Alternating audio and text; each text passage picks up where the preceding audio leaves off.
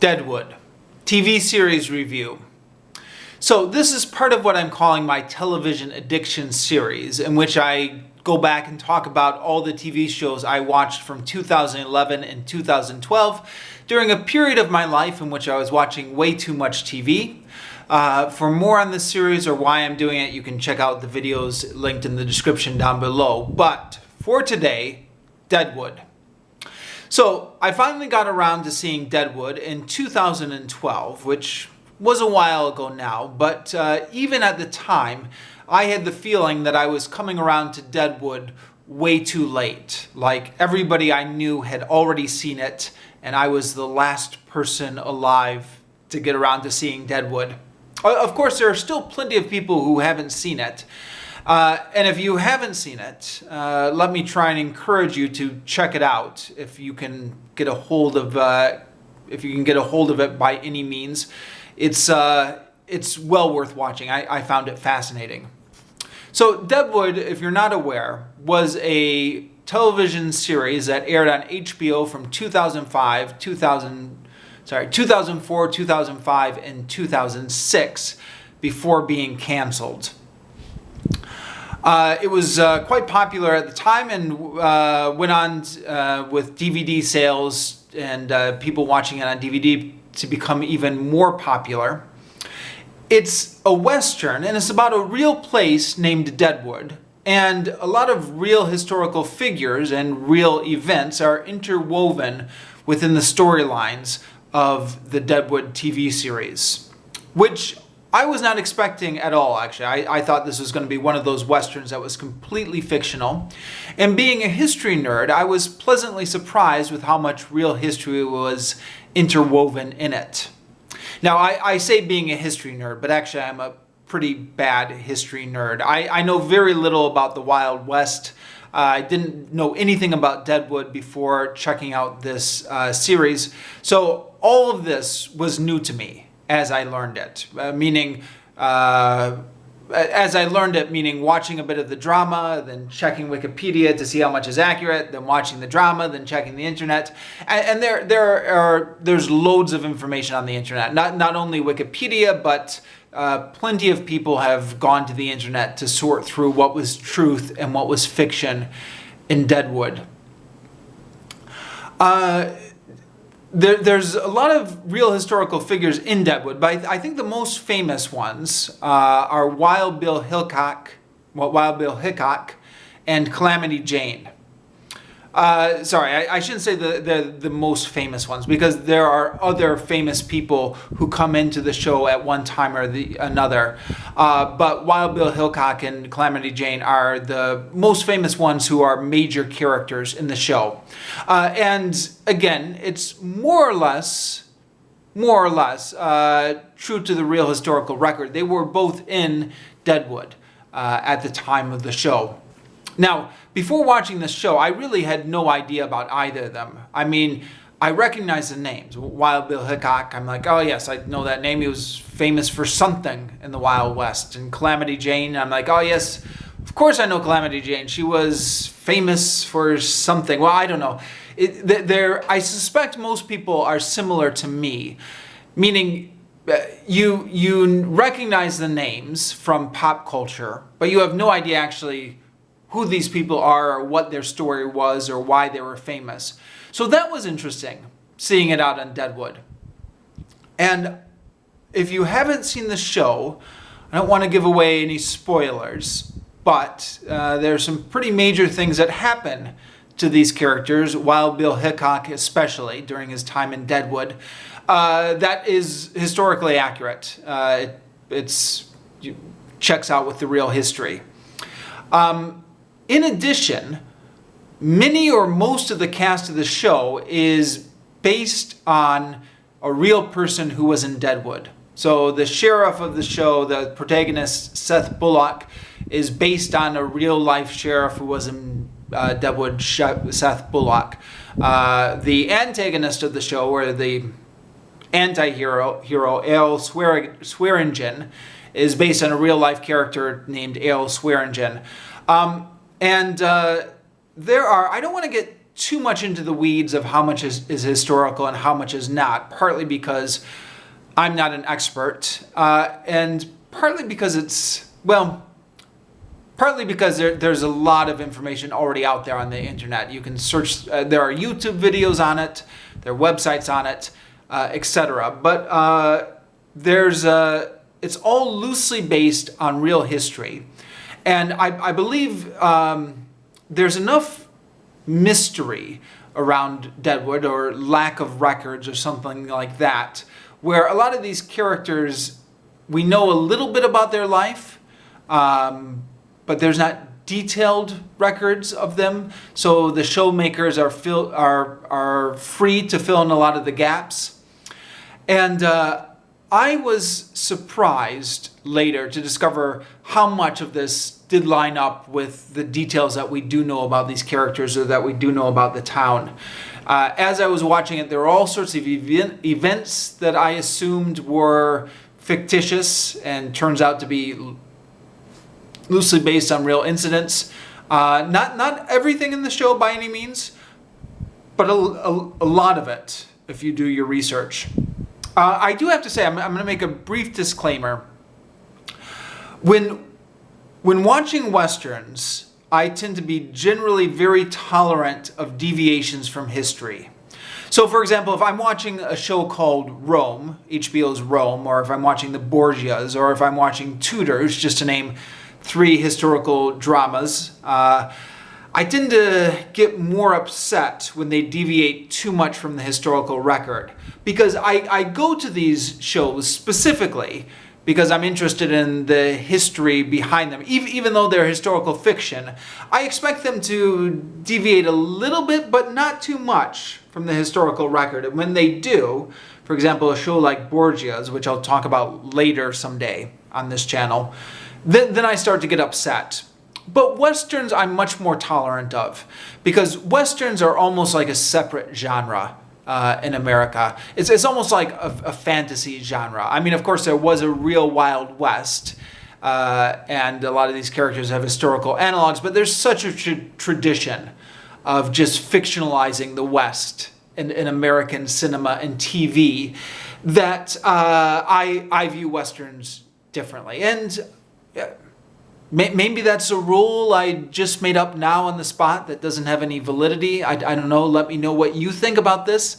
But my general rule of thumb is it's a bonus if they do line up with history. When they deviate from history, I can forgive it. So I was pleasantly surprised with all the areas that Deadwood did line up with real history, and any place that deviated, I wasn't too upset because it was a Western. But, you know, do your research on this if you're interested. A lot of it does actually line up. So the town is Deadwood, and there's a couple of things which are quite notable about the show. The first one is Ale Swearingen, who is absolutely magnificent in the show. He's played by a British actor whose name is called Ian McShane, I believe. Apologies if I'm getting any of this wrong. I'm doing this all without notes.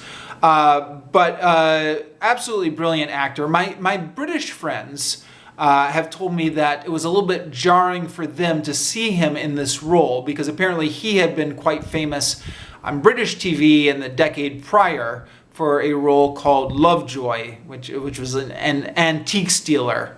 He played on a British drama that was quite popular in Britain, apparently. But he's playing Ale Swearingen here, who is the saloon owner. He's a saloon, but he's also in charge of the prostitutes, and he's also in charge of some of the organized crime. And he starts out as an absolutely despicable character, and he does stay somewhat of an anti-hero throughout. But he's got such a way with words that he's just fascinating to watch. And the guy who plays him does an absolute brilliant job at it. All his mannerisms, the way he's always drinking all the time. And speaking of his way with words, that brings me to the other point about Deadwood, is the dialogue. The dialogue is really interesting here. The writer of the show was, I think, deliberately trying to emulate the way that people may have talked back then. And he was going off of the newspaper style at the time, and I guess the books that would have been popular at the time, like the King James Bible or the Shakespeare's plays. And he's got a style which is kind of, how to describe it? Well, I'm not going to try and describe it. Other people have described it as Victorian or semi-Shakespearean. It's got a syntax which is quite different than the way we speak nowadays, but was possibly the way they talked back then, and has it's very interesting to listen to. I know I'm making it sound like it's a strange way of speaking that's going to put you off from the show, but it's quite poetic. It's got a rhythm, and the actors really pull it off. And that unique style is mixed with a lot of modern swear words, which makes for a very interesting style. Now, a lot of people have commented on the profanity or all the swearing in Deadwood, and it is notable. And noticeable. And on the DVDs that I had, if there's a couple specials where they go into the making of the show, and they do talk quite a bit about their choice of language in the show. So the guy who wrote the show was talking about this, and his belief was that in the West, they used all sorts of profanities. They were swearing all the time back then. And he contrasts that with kind of the cinematic depiction of cowboys as kind of strong, silent types. And he says, and as far as I know, this is just his own theory, but I found it interesting. He says that the reason we have the stereotype of the silent cowboy is because when they were writing these Westerns during the 1950s, they were constrained by the Hays Cinematic Code, that was regulating movies at the time. So they couldn't have profanity in the movie. And so you had this character who in real historical life would have used a lot of profanity, is not allowed to use profanity because of the Hays Code. So he said the screenwriters solved the problem by inventing a character who was kind of above using profanity, for this character, I forget the exact words he used, but it was something like, for this character to use profanities would have been a breakdown. Instead you create a character who's like so cool and calm and above it all. And that was his opinion of why they created the strong, silent cowboy as a way to get around the fact that they couldn't swear. Now the Hays Code is gone, so he wanted to have all his characters swearing, just like they would, in a rough Western town where you're kind of away from the niceties and the church groups in the East. And he said, originally, they were trying to use period authentic swear words. But he said the thing about swearing, it's interesting, it ages poorly. So the swear words that were really cutting edge or really cool to use in one generation just sound completely ridiculous in another generation. And he said all the characters ended up sounding like Yosemite Sam when they were using all these out-of-date Western swear words. So they decided to update it to use modern swear words. Because the logic being that using period authentic swear words would have been so jarring as to take the audience out of the story, but using, ironically enough, using anachronistic swear words from the 20th century or 21st century would not take the audience out of the story, would help to more immerse the audience in the period of the time.